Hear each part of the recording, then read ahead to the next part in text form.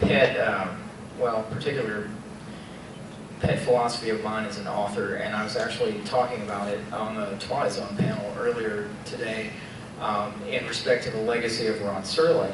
But I think one of the powers of, and one of the strengths of imaginative fiction, whether it's horror fiction or fantasy or science fiction, is using the imagination and using heightened reality as a way of illuminating human concerns. And if you write stories that are set on another planet or have monsters or aliens or what have you in them, and use them as filters for human concerns, that's powerful. And otherwise, it's not nearly as powerful, but they're powerful metaphors.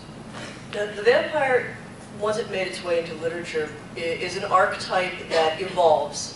And when somebody really kind of seizes onto it, like Stoker takes some elements from folklore and then puts his own spin on it and creates this very compelling being in Dracula. And so he changed and really established a lot of the things that we traditionally associate with the vampire, not being able to reflect into a mirror. That's totally Stoker. It comes from a conversation between him, Humpy Beg, and Oscar Wilde. Same conversation led to Oscar Wilde's Dorian Gray, and is in a large part inspired by a real person, Henry Irving. But not to get sidetracked with that, Rice also is someone who was a game changer for the vampire. She took things, she added things to the archetype that at this point are so fully married to it that most of us may not even realize that it came from her. So Gabrielle, when she cuts her hair and she wakes up the next night and poof, the hair's right back, that idea of the vampire as a being in stasis. Not living, not dead, not a resurrected corpse, but almost an arrested identity. That's all Rice. Yeah, very much so.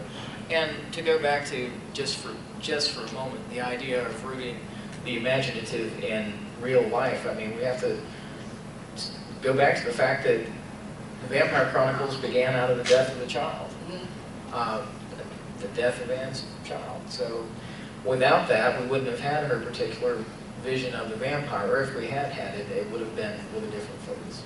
She borrows the vampiric embrace from what you see not as fully developed in Stoker, where Dracula visits Mina in her husband's bed with Jonathan like sleeping, just snoring through it. And you have this incredibly sexually charged scene where he grabs and opens his chest and makes Mina drink, like, what is it, the line is like forcing a kitten's face into a saucer of milk. Right. And then Rice takes the sexually charged aspect of that kind of vampirism as contagion, but also vampirism as a shared trait, and turns it into, again, another incredibly charged, this vampiric embrace. I think one of the problems for me and live forever. Yeah, one of the problems I see with a lot of current and upcoming people that are doing supernatural fiction, vampire fiction, without naming names, is they portray it too much as a love story and not so much of the darkness of the creature and the predatory nature, when for centuries that's all it truly was. It started out like the Nosferatu. It was like this Dragorian. Right. I mean, we're becoming detached from the monster, being so focused on the beauty of the creature, when I think that Rice does the best job of blending those two aspects together. I thought she did a remarkable job of that too. There's definitely the monstrous and definitely the sympathy. Why don't we get like a little bit, because we've yapped on for a little bit. I agree. Again, without naming names, the thing that's always got me about more recent depictions is that there never seems to be any downside to being a vampire. That it's like, well, why wouldn't we all want to be vampires? That sounds awesome. And in Anne Rice, it's like, yeah, there's that arrested state of development, and there's like that denial of any kind of a peaceful end to any of it. And it's a bargain that you're making. You get to be sexy and awesome, but also there's this terrible counterpart. Right. There's pretty much the clear sense, at least from the perspective of a couple of her vampires, that their souls are in fact damned, that they have, I mean, the term Queen of the Damned doesn't come about by accident. That's the Catholicism that she wasn't practicing at the time certainly filtered itself into her version of the vampire mythology. How much of the normalization of the mythos do you think is tied to attracting a younger audience? There's a lot of writing being done. Not all of it necessarily age appropriate, but it's being targeted towards the younger audience, and younger and younger and younger, and it seems to have made some writers sanitize Kind what of started castrate their out. vampires. Yeah, that was my gripe. It always has been. Maybe you know more knowing the people, but Charlene Harris and Stephanie Myers, their sagas, although I like True Blood much better than Twilight, obviously, I think both of them come across from the point of view that we don't know anything about vampires. We're just taking the generic archetype and going to put stories to it. They didn't do their homework the way Rice did, the way Chelsea did. You know, I think the newer authors are detached from tradition. Although I'm not trying to say you shouldn't, branch out into new areas and new types of genres, but I think we're missing something from the old days. I think there's a sense in contemporary genre fiction, not just contemporary vampire fiction, but all of it that draws from a mythic undercurrent of watering down the mythology, homogenizing the mythology so that people don't have to feel like they're doing homework in order to understand the stuff they read. And I think that it does a disservice to the reader. It strips it of a richness that it would have if the reader could feel like they'd actually dug a little bit to get to it. A lot of the allure of vampires, Rice's vampires and vampires prior to that, is the allure of the other. You see the same sort of psychosexual allure with the Phantom of the Opera, the outcast other, and in several other things, Beast in Beauty and the Beast, especially when you get the Linda Hamilton version of it.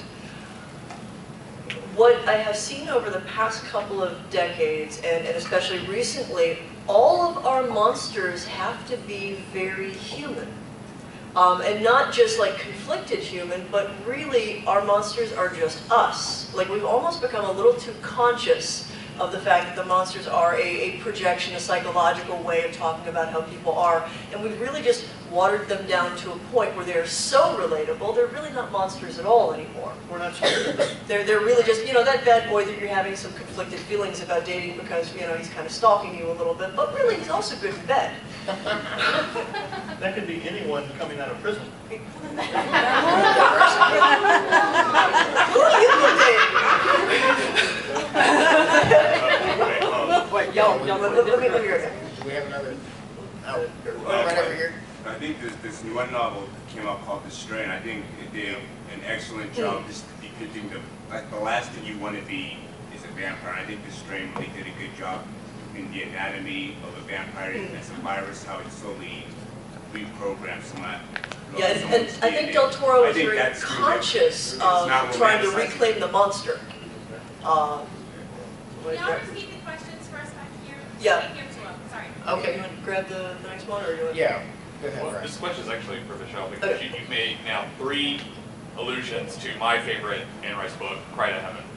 So, talking about I just would like to hear you speak to the sense of the grotesquerie of the other, how you just, this is more just, can you vamp on that book because it's awesome. You said enough stuff about it. I'm like, this is, I love that book. So, and I'm stoked that other people love that book. To me, the most potent appeal about any figure like the vampire in literature has everything to do with, if it hooks us on the sense that that little part of us that feels like an outcast, feels like it has been rejected by God and nature.